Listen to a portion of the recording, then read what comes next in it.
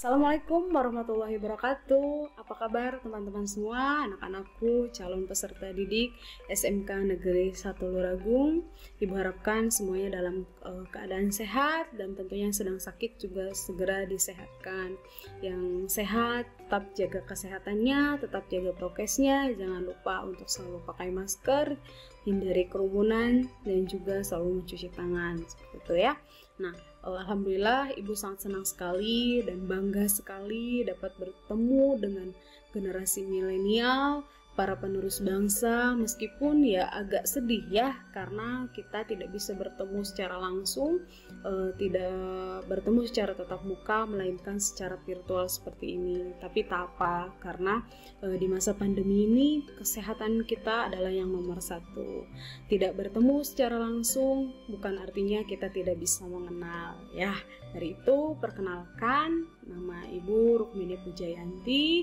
Di SMK Negeri 1 Luragung ini Ibu bertugas sebagai guru bimbingan dan konseling. Nah, pada kesempatan ini atau pada kegiatan MPLS ini ya, Ibu mendapatkan tugas untuk menyampaikan materi mengenai penguatan pendidikan karakter. Namun sebelumnya Ibu ingin mengucapkan dulu selamat untuk semua yang sudah lolos atau diterima di SMK Negeri 1 Luragung. Selamat bergabung, selamat menjadi bagian keluarga besar SMK Negeri 1 Luragung.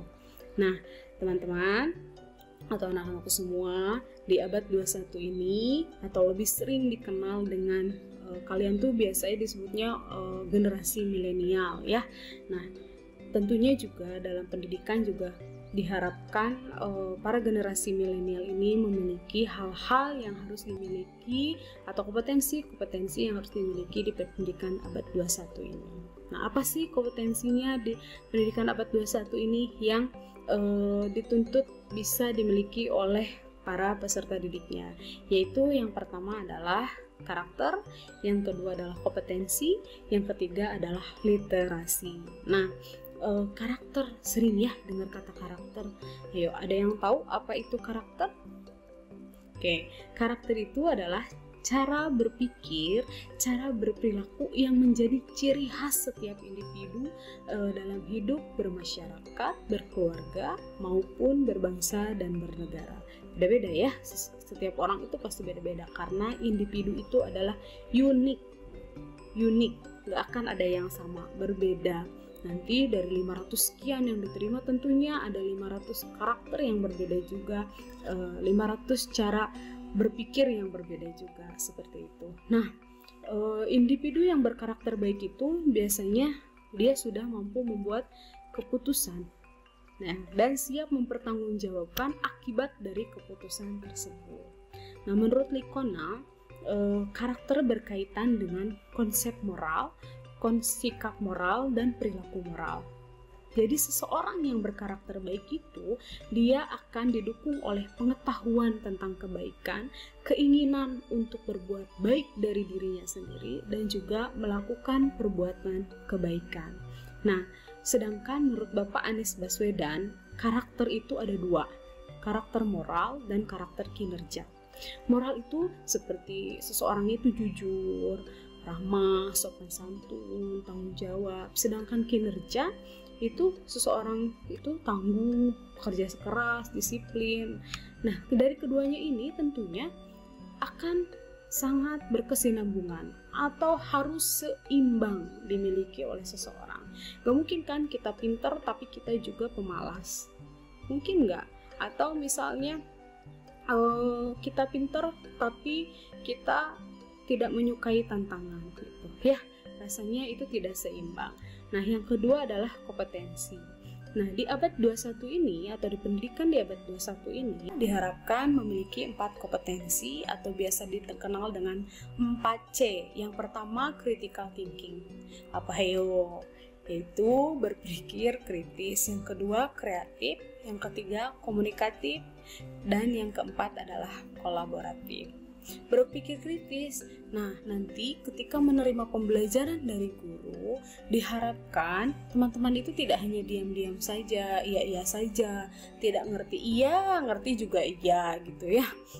Diharapkan kalau memang merasa ada yang ingin ditanyakan, silahkan tanyakan terhadap gurunya atau terhadap teman yang dirasa mengerti akan pertanyaan tersebut. Nah, yang kedua, kreatif. Bagaimana teman-teman dituntut di abad 21 ini, rasanya semuanya sudah pada kreatif ya, apalagi menggunakan handphonenya gitu ya, smartphone-nya gitu. Masa HP-nya smartphone tapi penggunanya tidak smart kan ya gitu. Nah, teman-teman diharapkan untuk lebih kreatif lagi, tentunya bagaimana kreatif dalam menghadapi pembelajaran di masa pandemi sekarang, bagaimana kreatif dalam mengurangi kejenuhannya nanti. Nah, biasanya larinya adalah ke hobi. Bagaimana mungkin seseorang yang dituntut atau memiliki hobinya berwirausaha, silahkan kembangkan dari sekarang. Yang hobinya misalnya jadi YouTuber, mangga gitu ya, udah mulai jadi konten kreator lah segala macam. Yang hobi di fotografi mungkin senang untuk hunting foto-foto kayak gitu ya, atau hunting lokasi-lokasi untuk foto seperti itu. Jadi silahkan kreatif sesuai dengan minat, sesuai dengan hobinya masing-masing. Nanti juga yang hobi di otomotif, silahkan kreatif dalam mungkin mengkreasikan kendaraannya seperti itu. Nah, yang ketiga adalah komunikatif, di mana teman-teman diharapkan mampu melatih komunikasinya dengan semua kalangan, entah itu dengan guru nanti ya, entah itu dengan teman. Kan sekarang temannya tidak hanya mungkin yang tidak hanya berkomunikasi dengan yang hanya sedaerah saja, tidak hanya berkomunikasi dengan yang sesama SMP-nya saja, karena nanti kan akan disatukan dengan teman-teman dari semua SMP, dari semua daerah seperti itu ya, dengan guru-guru yang baru. Meskipun sepertinya kita dalam beberapa waktu ke depan tetap berkomunikasinya menggunakan media sosial, namun teman-teman dilatih untuk mampu berkomunikasi dengan semua kalangan, tentunya dengan cara yang baik dan sopan ya. Dan juga bagaimana nanti teman-teman diharapkan mampu berkolaborasi dengan semua kalangan tadi, dengan teman-teman yang dari berbeda daerah, mampu bekerja sama nanti dalam menghadapi misalnya ada tugas atau ada hal yang harus dipecahkan. Nah, itu tidak hanya mungkin bekerja sama dengan yang tadinya satu SMP, tidak, tapi diharapkan mampu dengan semua teman, bagaimana bekerja sama nanti mencapai tujuannya masing-masing seperti itu. Yang ketiga, literasi. Nah, literasi ini dikenal dengan kemampuan seseorang dalam membaca dan menulis yang tentunya akan menambah wawasan seseorang tersebut.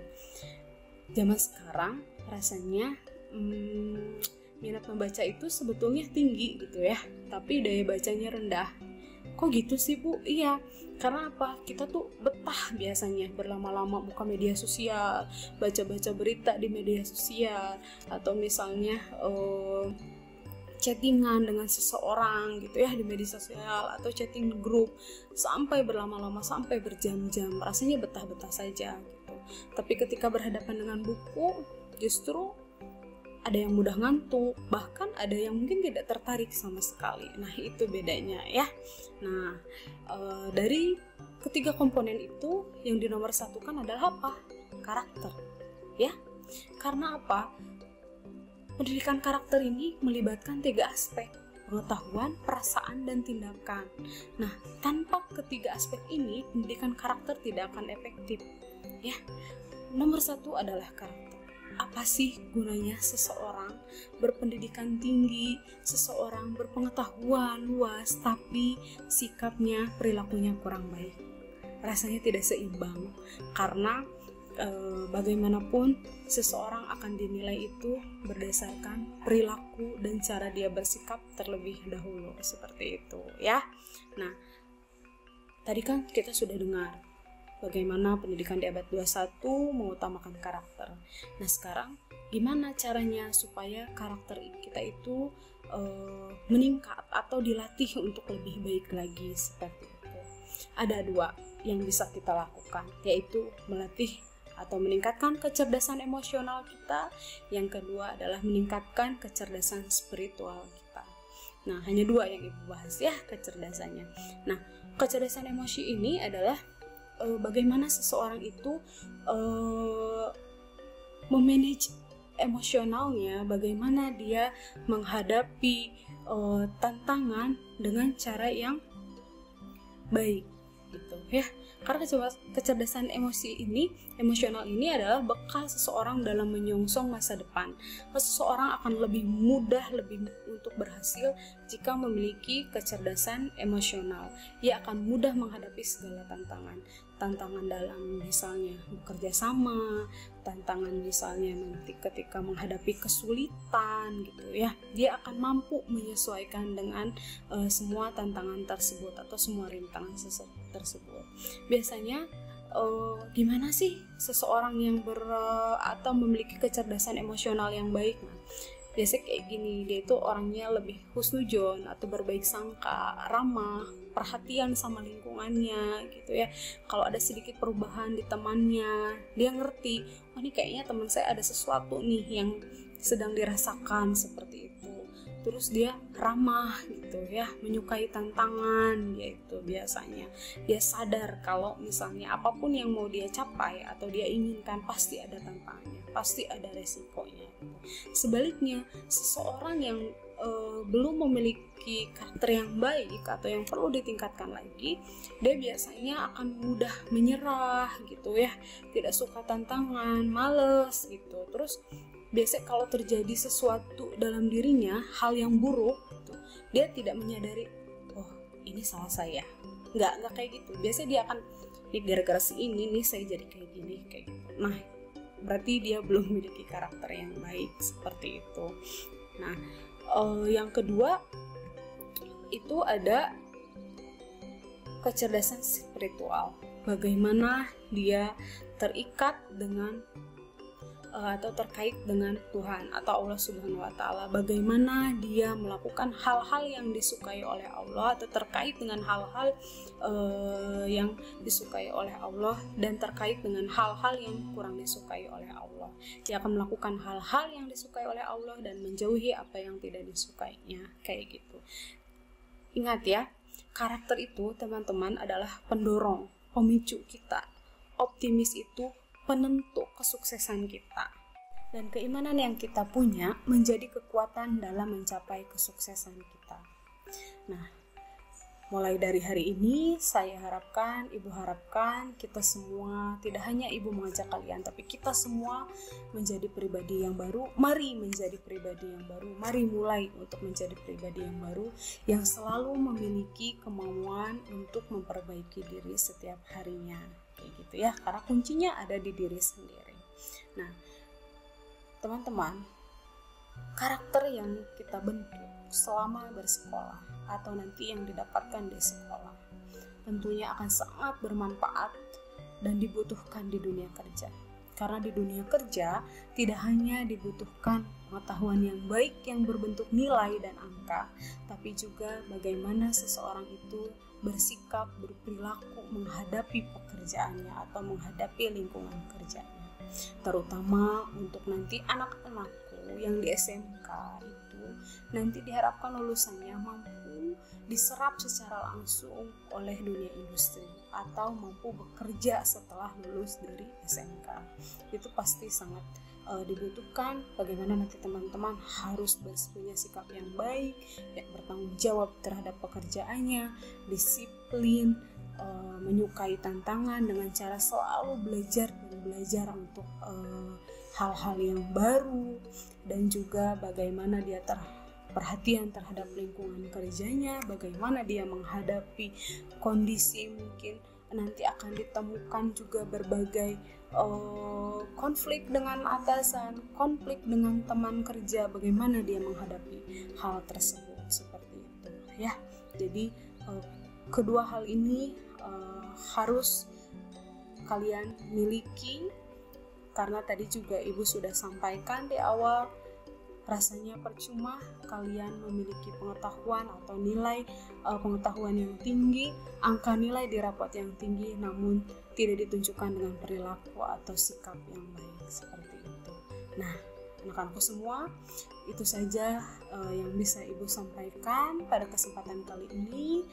Selamat melanjutkan aktivitasnya, kegiatannya di MPLS tahun ajaran 2021-2022.